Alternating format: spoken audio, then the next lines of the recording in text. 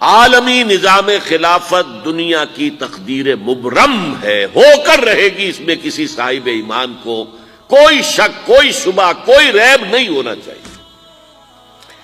البتہ اس کا اب دوسرا پہلو کیا ہے، اس کا آغاز کہاں سے ہوگا؟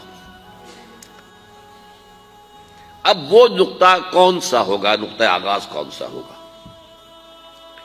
اس میں پہلی بات تو میں نے کہا جو شک کرے گا اس کا پھر ایمان مشکوک ہے، ہوگا، لازماً ہوگا، گلوبل ہوگا، پوری دنیا میں ہوگا۔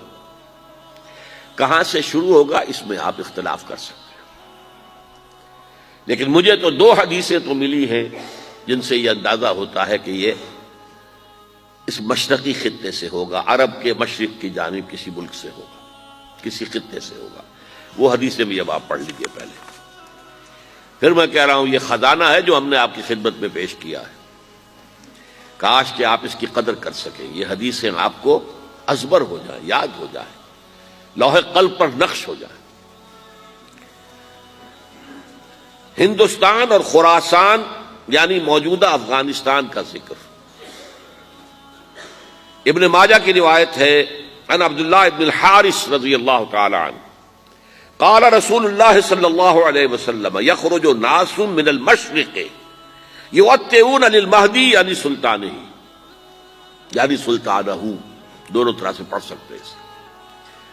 حضرت عبداللہ ابن حارث فرماتے ہیں رضی اللہ تعالی عنہ کہ حضور نے ارشاد فرمایا مشرق کی طرف سے وہ فوجیں نکلیں گی، لوگ آئیں گے جو عرب میں مہدی کی حکومت قائم کریں گے۔ یہ مہدی کون ہوں گے اس کا ذکر میں ذرا بعد میں کروں گا، لیکن نوٹ کر لیجئے کہ مہدی سے پہلے لازماً کسی مشرقی علاقے کے اندر وہ نظام قائم ہو چکے گا، تب وہاں سے فوجیں آئیں گی نا۔ یہ مشرق کون سا ہے؟ عرب کے مشرق میں آپ چلیے ایران بھی آ جائے گا، افغانستان بھی ہے، پاکستان بھی ہے، اور اگر اسے اور توسیع دیں تو ہندوستان بھی ہے۔ یہ ہے عرب کا مشرق،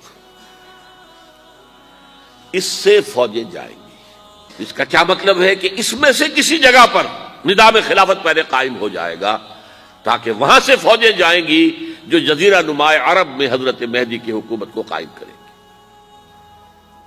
اب دوسری حدیث سنیے، یہ سنن ابن ماجہ کی حدیث تھی جو میں نے آپ کو سنائی، آپ نے پڑھی۔ دوسری عن ابی ہریرہ رضی اللہ تعالی عنہ،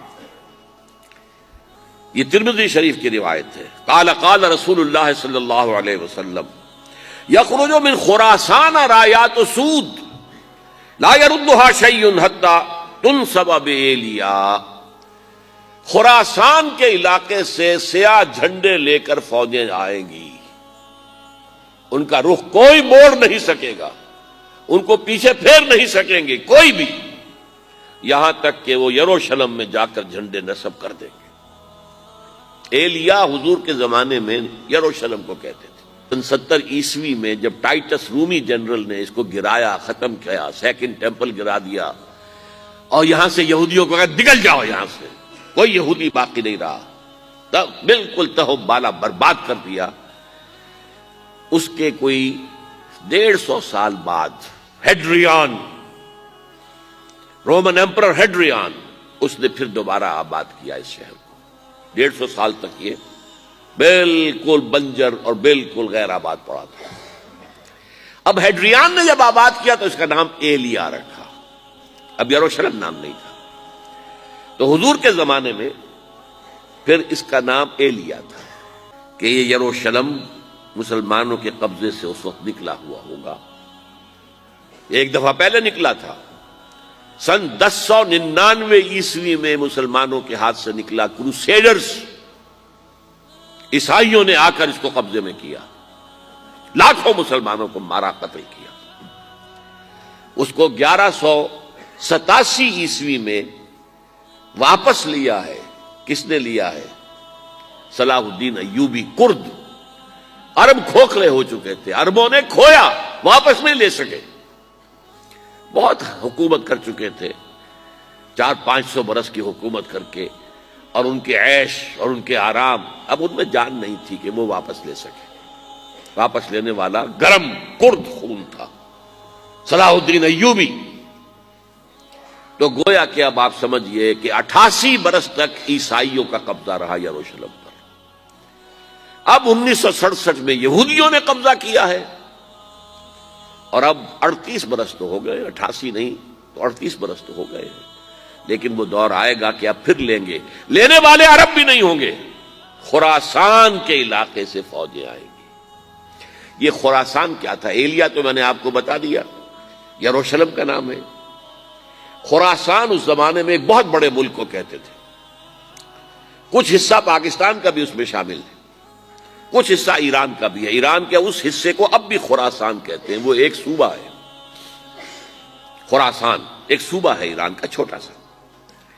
پاکستان میں خاص طور پر یہ جو علاقہ مالاکنڈ ایجنسی کہلاتی ہے، اس سے اوپر جتنا علاقہ ہے، اور یہ جو واخان کی ایک پٹی آتی ہے اوپر، واخان افغانستان کی ایک پٹی سی دم سی چلی آتی ہے جو جا کر چائنا کی سرحد سے مل جاتی ہے، یہاں سے لے کے یہاں تک یہ جو مالاکنڈ کا وہ درہ ہے اور پہاڑ ہے، یہ بھی خراسان کا حصہ ہے.